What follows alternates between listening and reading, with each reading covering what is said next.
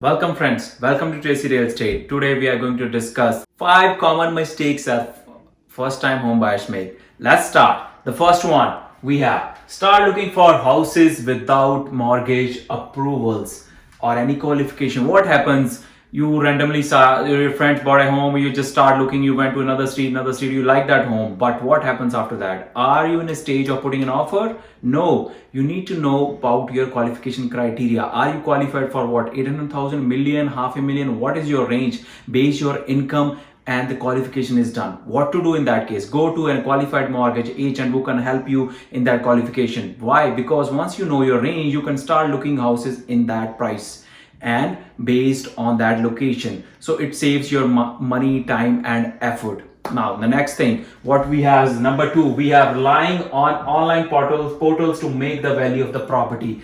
Very nice. This is a very valid point. Recently have been working with a lot of IT folks. We are working in a tech enabled world. That is really good for us, but we have to take all the positive information from that. For example, nothing bad about House Sigma or Zolo, the website which gives you all the transparent information about anything.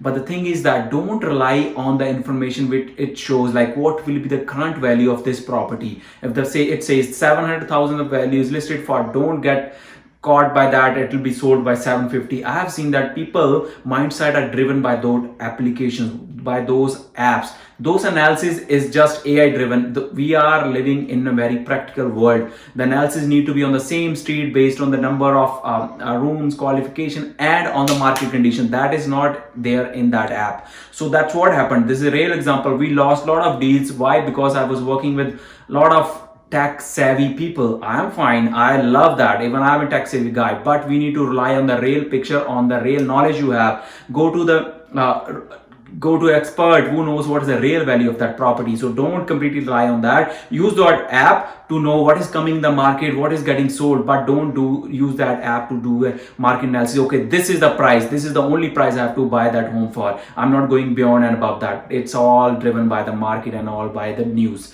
Next we have is giving too much importance to the cosmetic update. This point is really important. What happens is when we show properties to the people, they are carried away by what? Oh, the paint is not good, the trims are not good, the baseboard, whatever, the floors are not good. Oh, it's very dark here, the lighting is not good. I always give a tip, don't get carried away by that cosmetic stuff. If something looks flashy, doesn't mean the packaging is really good, doesn't mean the product will also be good.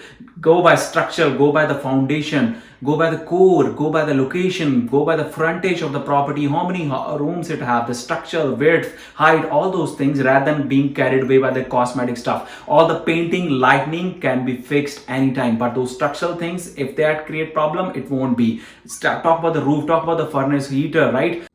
Next, we have number 4, not using a professional expert to represent you in a purchase. What happens is, in case you are not working with an expert realtor or any professional in real estate, you are losing on an opportunity. The world where we are right now, in our market, the good properties won't last long. They are just sold in 1 or 2 days. If you are using your own mechanism, your own online method to do the hunting, you will be left lost in that process. So always rely on expert professional who can guide you and mentor you in your process. The next one we have is getting emotionally attached to the property. What happens in this world is people like the property, they don't care about the price, the real value, the real location, what they'll get out of that, what will be their exit strategy in the next 5 or 10 years. They are very attached to that because that property looks very flashy to them. They like the staged property, it looks like very cozy. So don't get carried away, don't be emotionally attached to the property, just see the realistic value. You're not going to stay in that property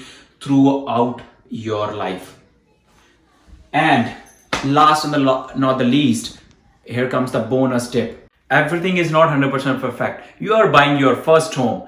Even it's matching your 70 to 80% of your criteria, go for it. There is always options available to improve, to upgrades. And as always say, this is not your last home. This is just a beginning. So there are a lot of options available. Go for it and then upgrade yourself in future.